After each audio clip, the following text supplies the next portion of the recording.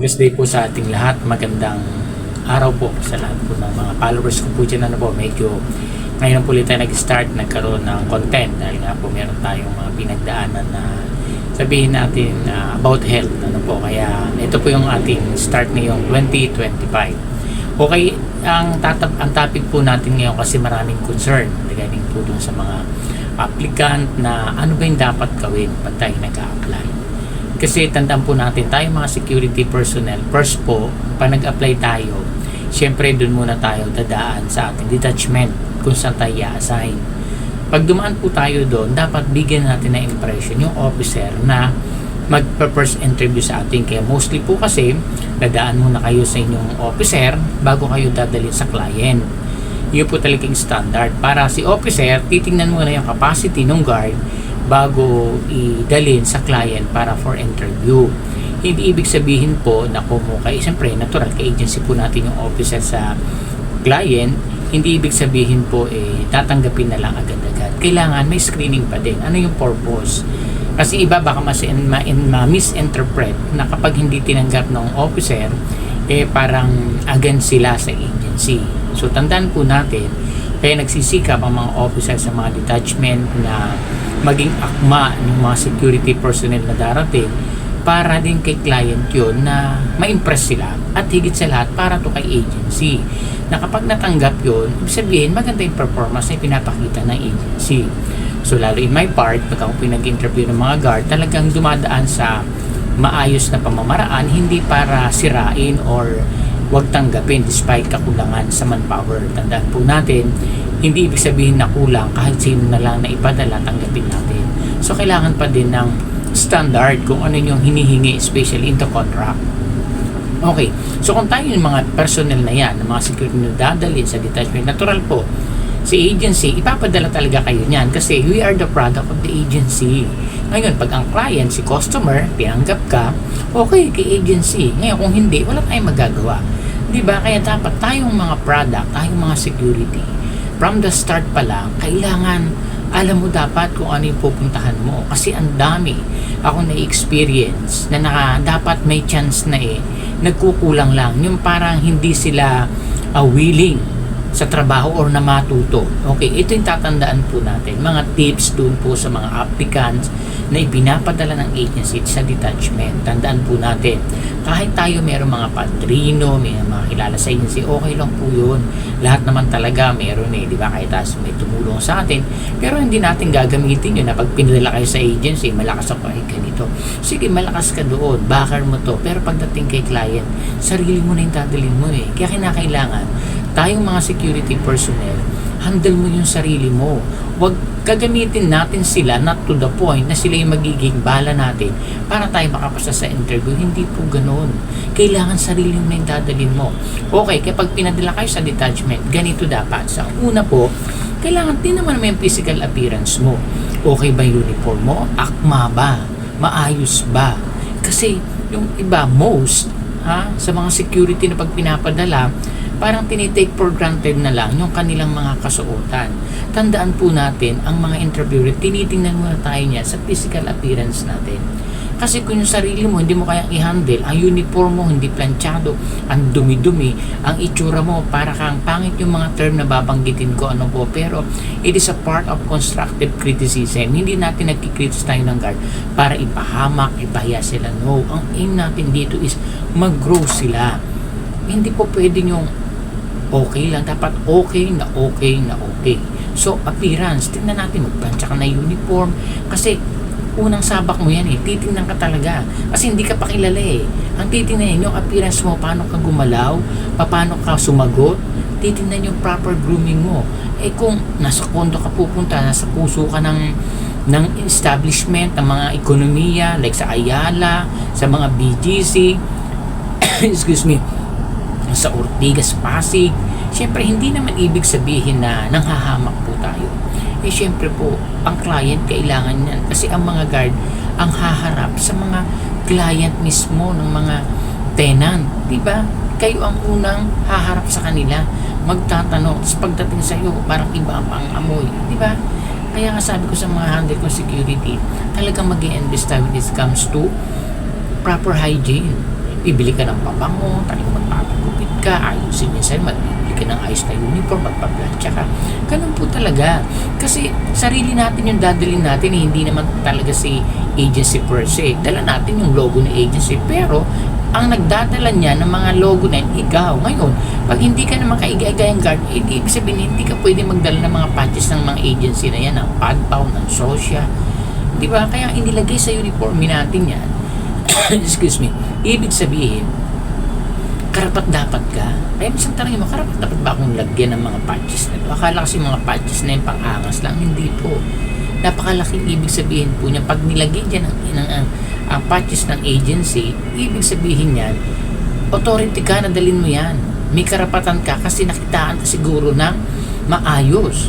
Pati ng sosya, ng PADPAW. Tamo po, yan yung daladala mo na bigat sa katawan. Tapos, ang uniforme mo, ang dumi-dumi, naninilaw imbis na puti, dirty white na. Di ba? Ayusin po natin, yun ang una. Pangalawa, pag naandun ta, okay na, proper grooming ka na, maayos ka, mga paraphernalia mo, makikintab. Minsan kasi mga paraphernalia, pag dumating, akala mo hinog na santol na nabubulok na. Ang pagka hindi makintab, makalawang ang dating. Kaya nga po yung shiny, talagang pinapakintab. Ibig sabihin po niyan, maayos ka mag-handle ng sarili mo. Doon pa lang makikita na, wow, shiny yung mga paraphernalia, like yung mga collar pin, yung mga ating buckles po natin, yung mga pito natin, itong ating tsapa natin, di ba? So, napakalaki pong ano yan, responsibility ng isang security na dapat you know how to handle your uniform. Hindi basta nilagay mo lang yan dyan, okay na, hindi po ganun. Hindi tayo maggagapas ng pala, hindi tayo magsusuga ng kalabaw. So, excuse po dun sa mga naggagapas ng pala, natural, siyempre pa pag naggapas ng pala, lahat tayo duman sa ganyan, di ba? Kahit ano suot mo pwede, security ka. Kaya tuloy minsan, ang tingin sa mga guard napakababa. Itatapik po natin bakit sobrang baba ng tingin ng mga client, mga customer sa mga security. Itatapik pa sa susunod na content po natin. Dapat baguhin natin kasi po sobrang hirap ng trabaho ng mga security. Kasi dapat kaya natin paano i-handle, paano tayo i-respeto. Di ba kaya minsan ang mga guard din na respeto kasi hindi na major, hindi ka respeto. Di ba? So yun, dapat po proper grooming po. Ano ngayon, kung okay ka na, maayos ka na, and then kung pagharap mo doon, yung intellectual capacity naman ang titingnan sa yung kaalaman mo. Diba? Kasi nga, kailangan sa simula pa lang, maayos na kasi nga, totoo yung sinasabi nila, first impression last. Kung ano yung nakasimula, wala na, parang matatabangan na yung interview. Kahit ako man, nangyayari po sa akin, like, marami rin po ako na-interview na pag pinadala po sa amin, sa akin dumadaan talaga, hindi basta-basta na makakarating kay client na hindi ka maayos. Kasi, sino yung masisira doon? Siyempre, agency.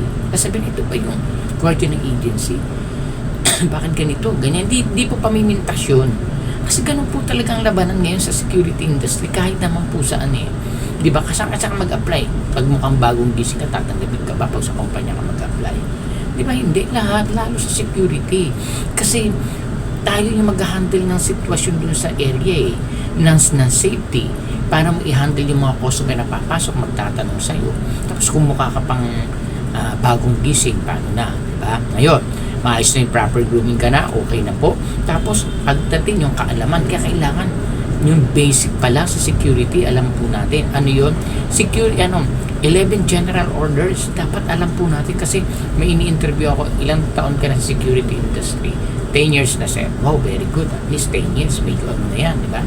Tanungin mo, GEO number ganito, GEO number 9, GEO number 5. Hindi alam, hindi masagot kung ano. Sabi ko, 10 years in security industry, hindi mo alam 11 general orders. Hindi yung panglilibak po kasi dapat the more na tumatagal ka sa security industry, dapat marami ka na basic kasi kinakalimutan nila. Paano pag nag-apply, hindi tatanong sa basic. Kung yung basic, hindi mo alam how much more yung responsibility na mabigat. Diba? Kaya hindi natin pwedeng sabihin na hindi mo alam yan kasi yun yung pinaka-standard Pag alam mo ang 11 general orders, dyan lang lahat kabanggaan yung trabaho ng guard. Diba? Kung hindi mo alam yan, paano na? Kaya ang daming security guard na kahit anong tagal, pag nag-apply sa iba, wala. Kaya dapat tayo pong mga officer, sa mga detachment, turuan natin yung mga guard natin. Huwag tayong maging madamot na emote sila. Kasi lahat din tatama sa officer. Kaya minsan nag-iisip ako, pag dumating sa akin yung guard na to, saan pa nanggaling ng detachment to? Parang hindi ata naturuan. Even sa uniform, hindi maayos yung mga ano nila, hindi ba sa nakalagyan para parnala, yung belt nila, nagkaliko-liko na. Di ba? Yung parang, bilang ikaw yung head yan sa detachment mo, ayusin natin yung tao. Part po ng trabaho natin mga officer yan. Huwag tayong mapagod na araw-araw natin silang i-check, i-monitor, i-groom. Kasi pag napabayaan natin yan, magre-reflect lahat sa officer. Sabihin, pinapabayaan mo lang yung tao mo. Diba? Sa amin po, in my case, hindi po talaga po pwede sa akin na ang mga uniform mo, mukha ka lang, hindi pwede po yun. Kasi, para sa kanila yan, like ko sinasabi, para sa inyo yan, hindi yan para sa amin. Nakikredit sa amin yan, kasi nga, handle namin kayo. Pero, ang pinaka-aim talaga dyan kayo. Malipat man kayo, may mga good opportunity na dumating, madali na kayo makapag-apply. Kasi ang dami ko na-handle na kayo na marunong, takot lang mag-apply dun sa mga talagang kailangan nila na sa malalaking sweldo. Kasi nga, kulang sila eh. Pero marami na ako na-handle na walang alam, natuto. Iba nasa mga abroad na. Nasa mga cruise ship na, nagsisecurity personnel dyan. Diba? Iyon dapat ng mga officer yan eh. Pag ganun yung mga guard natin, mahusay ka na officer mag-handle sa kanila. Dadaan ka talaga sa maraming mga pero huwag mong isipin po yun na kailangan ano ba yung tama. Kung gano'n, pag sinabi ko, paninindihan ko yan, gagawin ko yan para ma-mold ka. Kung ayaw mo, umalis ka sa detachment namin. Ganun ako. Sabi ko, hindi tayo magpipilitan. Kasi kung ang pinapagawa ko ay kabutihan ninyo at ayaw yung sumunod, masisira tayo. Ano pa't magkakasama tayo? Diba? Okay, dapat gano'n, ilagay lang sa maayos. Hindi yung puro, ako, nagsasabi ko, hindi ko kayo pinagbabantaan o what, sa akin lang, gusto ko matuto kayo. Kasi yan lang ang aking may papamana sa inyo. Maging legacy na iiwan ko sa inyo. Magkahiwa-hiwalay man tayo, nakita ko yung maayos ang trabaho nyo.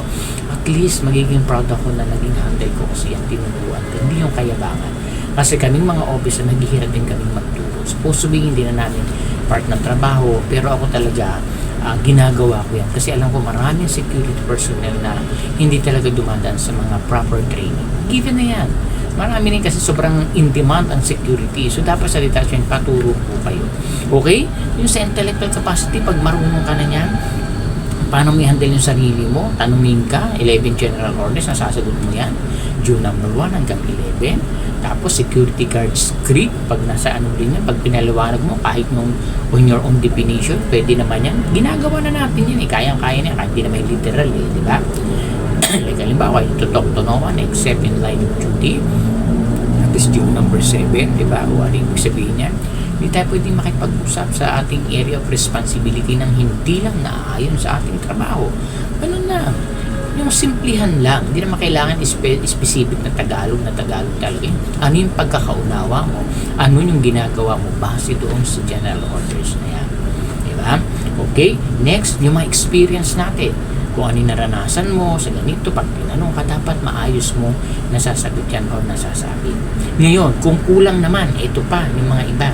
Pag yung parabagang hindi sila willing na pumasa sa interview kasi may na-encounter akong in-interview, sabi ko, bumalik ka sa ganito kasi yung uniform mo hindi maayos. Sana hindi naman kasi sinabi nila yan ang sagot.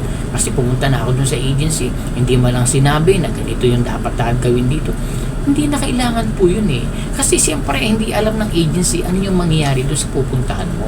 Kung hindi man ibigay sa yan, communicate sa kanila. Sir, kailangan ng ganito, ganyan, ganito kasi pagbalik ko, ganito na. Hindi po pwede, sir, pansamantala lang naman daw ako dito. Hindi po pwede po yun. Huwag nyo sasabihin yun, sir, mag-i-interview. Kasi, ibig sabihin, hindi mo talaga gusto na maano rito, kumbaga napipilitan ka lang. Excuse me, tatanggalin ka na, hindi ka na ipapasa. Kasi, nawawalan siya ng kumpiyansa sa'yo. Na hindi ang trabaho doon, hindi mo sabihin na, pag nagkabulilyaso ka, pasamantala lang naman ako. Ibig sabihin, hindi ka pwedeng mag-handle ng responsibility. Ako, pag gano'n, hindi ko talaga tatanggapin yan. Kasi ko, sige, bumalik ka. Pag bumalik ka sa akin, medyo pahihirapan pa kita para malaman ko kung talagang willing ka.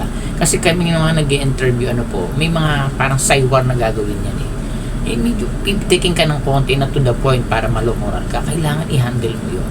Kasi titingnan yung lakas mo dyan kung talagang gusto mo magtrabaho o laro-laro lang. Di ba? Mahigita yan Paano pag sumagot? Sir, kulang po nga po sa paraphernalia. Dahil nga lamang po kasi talaga po Kinapos ako, alam ko naman sir eh. Hindi nyo, nasa yung Pershing Cup mo, sir, nasa bahay namin eh. Imagine mo, Pershing Cup, that's part of uniform, nasa bahay daw. Buti ba yung bahay nyo nagpe-Pershing Cup? Di ba? Kailangan, pag pumunta kayo, ano yung kailangan? Kaya sabihin nyo, kasi sir, sa amin kasi hindi naman sa pinanggalingan ko, hindi naman kami gumagamit ng Pershing Cup. Depende kasi sa sitwasyon niya. Kung doon hindi ginagamit, paano sa pupuntahan mo gagamitin pa? Wala kang dala, which is standard na uniform yan. Sayang yung effort mo. Iba, hindi ka talaga willing. Pinapunta ka lang dahil gusto mo lang, pag hindi, okay lang. Hindi na. Di ba? Kung ayaw nyo, wag. Kasi sabi na agency ito ka pupunta man, sir, hindi ko kaya, malayo talaga. Gusto kong magtrabaho pero hindi ko kakayanin. Hindi nyo, sige sir, pupunta ako, gumas ka ng pamasahe, ala ka palang, hindi ka naman willing na pumunta doon. Sayang lang. Di ba? Wasting of time, wasting of effort, wasting of money. So what will happen to you? Di ba? Wala. Ngayon, kung pupunta ka na, sige, ngayon, kung talagang gusto magtrabaho at kulang, makiusap ka. Makiusap kayo. Madaling kausap mga nag-interview. Sir, pasensya ka na. Kailangan ko lang talaga ng trabaho. Dahil nga kulang. Kung mapagbibigyan niyo po ako, sir, makasweldo ako dito, pagbubuti ko na may trabaho ko, igagawin ko po talaga. Kung talagang kulang, sir, sige, sir, manghihiram ako doon sa kapitbahay, baka makaano ako, at least bukas gusto ko, sir, makaduty kung sakaling meron. Di ba? Mararamdaman na ito, willing to. Baka tulungan ka po, sige, mag-ano ka na uniform mo, baka pahiramin ka pa nag-interview, o ito yung pambili mo ng Pershing ka, bumalik ka bukas. Di ba? Hindi mayabang paminsan. Nasabi, hindi ko alam, sir, hindi na, sir, akin na yung 201 file ko. Ito, yung 201 file mo. Anong gagawin natin? Di ba yung parang sayang? May mga potential, may height, wala naman taong mahina eh. Tandaan po natin walang taong bobo. Depende lang yan sa iyo kung paano mo i-handle yung sarili mo. May mga kaalaman tayo, takot lang silang mag-aaral. Takot na turuan. Dapat po tayo mga security personnel, meron tayong willingness to accept sa lahat ng ituturo po sa atin. Kasi hindi pa natin alam eh. Kumbaga, ang mga officers dumaan na yan dyan. Bihibihirang naging security officer hindi dumaan sa pagiging plain guard. Mas magandang kasama ang taong naging officer na dumaan sa katulad din nila. Kasi nararamdaman nila, nalalaman nila yung trabaho ng security. Maiiwas kayo doon sa mga na-experience, which is totoo po yun. Diba? Kailangan po yun. Huwag nating hahayaan na matapos na hindi tayo matututo. Ano po? Okay? So, yun lang po. Maraming salamat. At I hope may natutunan po kayo sa ating class. Susunod po, itatapik natin yung mga iba pa, yung mga naghihintay. Ano po? Maraming pong salamat and God bless po sa ating